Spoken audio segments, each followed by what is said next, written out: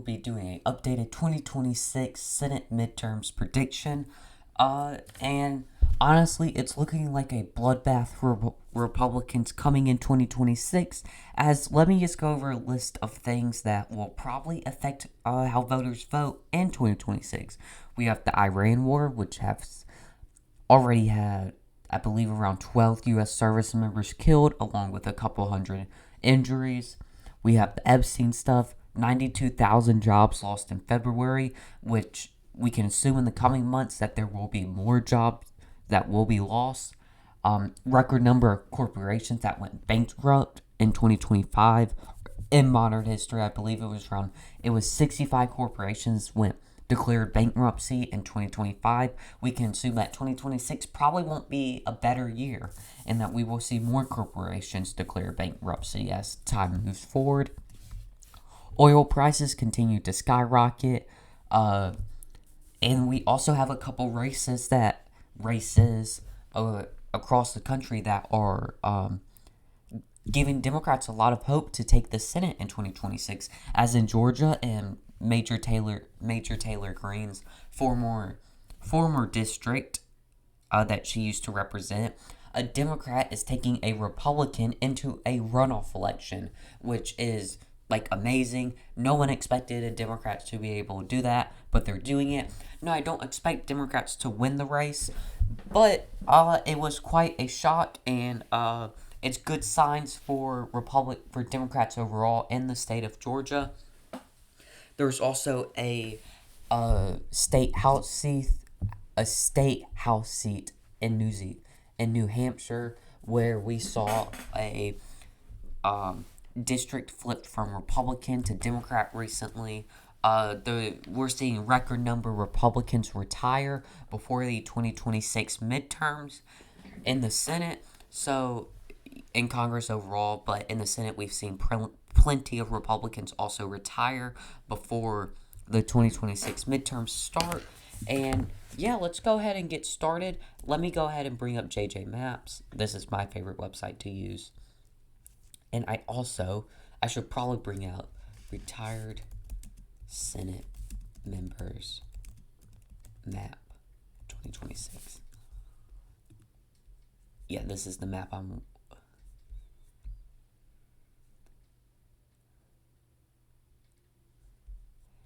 if it would show me, my goodness.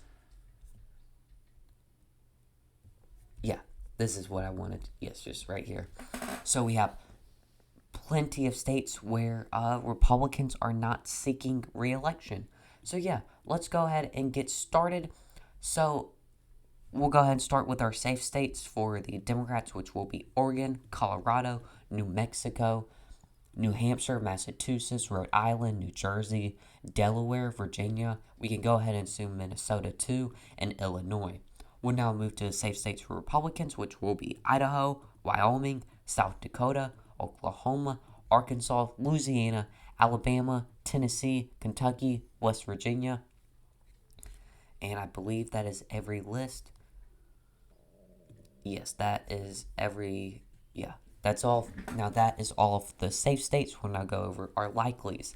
Now, let's first talk about Iowa, as the incumbent senator for Iowa has decided not to run for re-election, which will definitely hurt Republicans in a state like Iowa.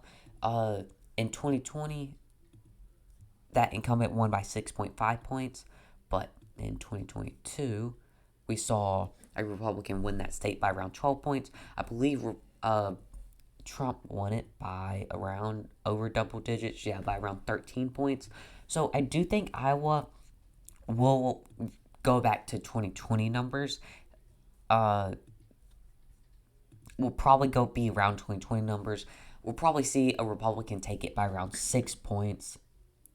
You know what? We can go ahead and assume Florida will probably be safe. Honestly, with how some local Florida elections have been looking, I would not be surprised if Florida is actually likely. I do expect Iowa to go around 6 points. I expect Florida to be around 9 points.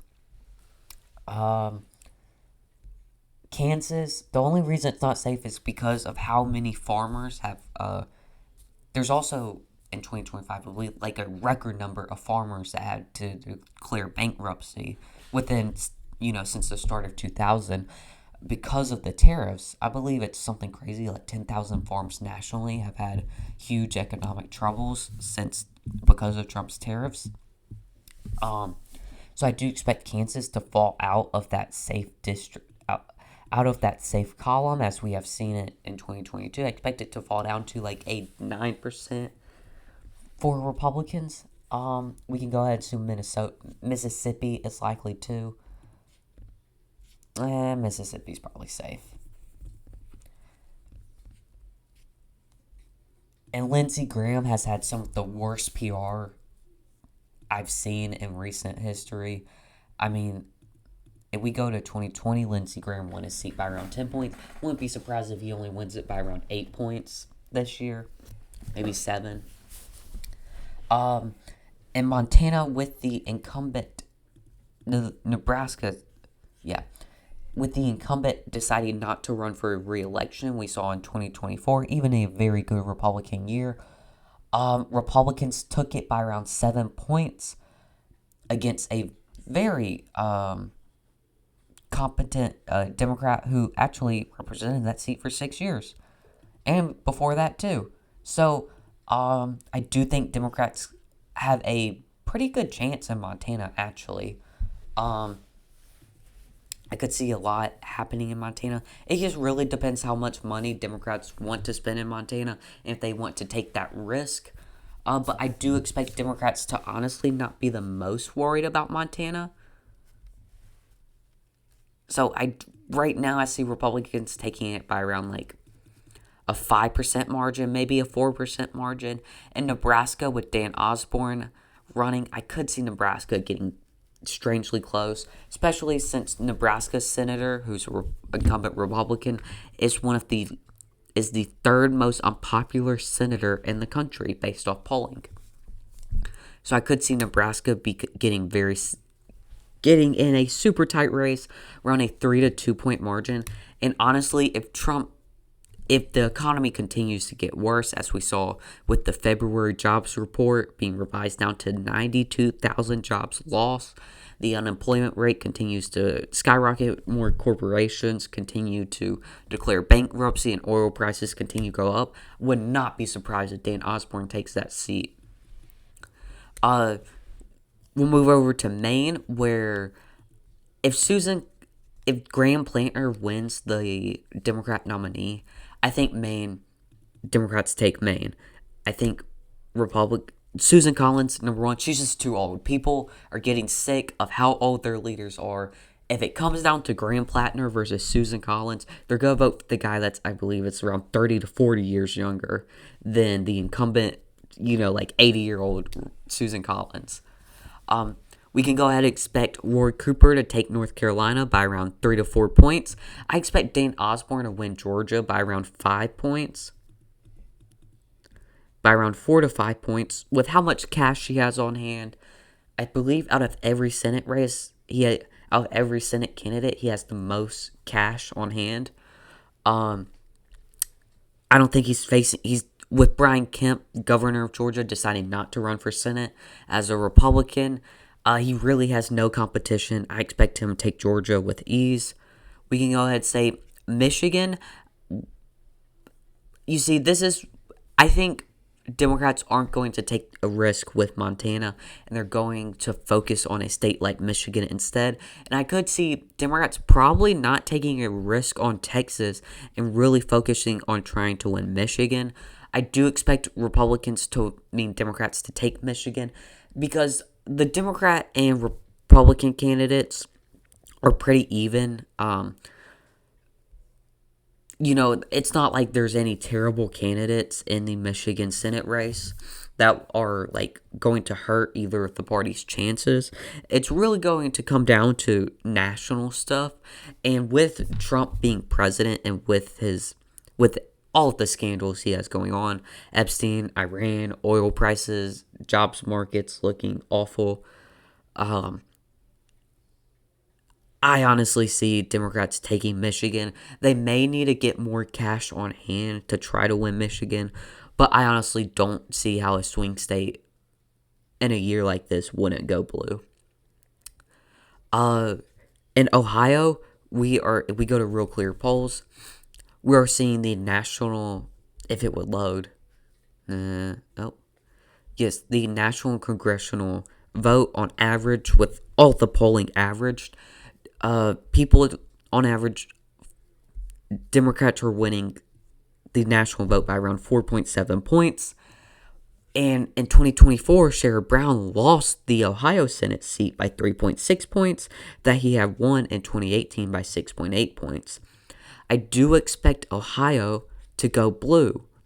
Just based off polling, Sherrod Brown has good name recognition. The incumbent Republican senator in Ohio never won his Senate seat because J.D. Vance left to go be vice president. The governor of Ohio put forward a Republican senator to represent Ohio. He's running for election. I expect him to not do the best in Ohio. I expect Democrats to take Ohio. Now, since Trump didn't endorse Kim Paxton, it's looking like Kim Paxton will probably not win his primary. Although I wouldn't be surprised if Kim Paxton wins the Republican primary in Texas. There's a pretty good chance Democrats take it, especially with James Tallarico being the Democratic nominee. As Trump has decided not to endorse Kim Paxton or the other Republican candidate. I mean, Kim Paxton is a convicted felon, I believe. I'm pretty sure about that. Although I could be wrong, but I will link my source in the description if y'all want to look at that. I do think Texas will be pretty close. I would not be surprised if James Tallarico is able to win against such a weak candidate. But I do think bare minimum, it looks like 2018 numbers where Cruz only took his seat by around 2.6%. But I do expect, honestly, Democrats to do pretty good in Texas. Now, Alaska, I think Democrats are getting a little too excited about Alaska. I could see Alaska going blue, but honestly, the incumbent senator in Alaska is a little too popular for a Democrat to break through. I don't expect Democrats to spend the most amount of money on it. And if we look at in 2024, Alaska went 13 points to Trump. If Democrats get it within a 2-point margin of winning Alaska, I would be surprised. But yeah, here's my updated 2026 Senate predictions. Thank you all for watching, and peace out.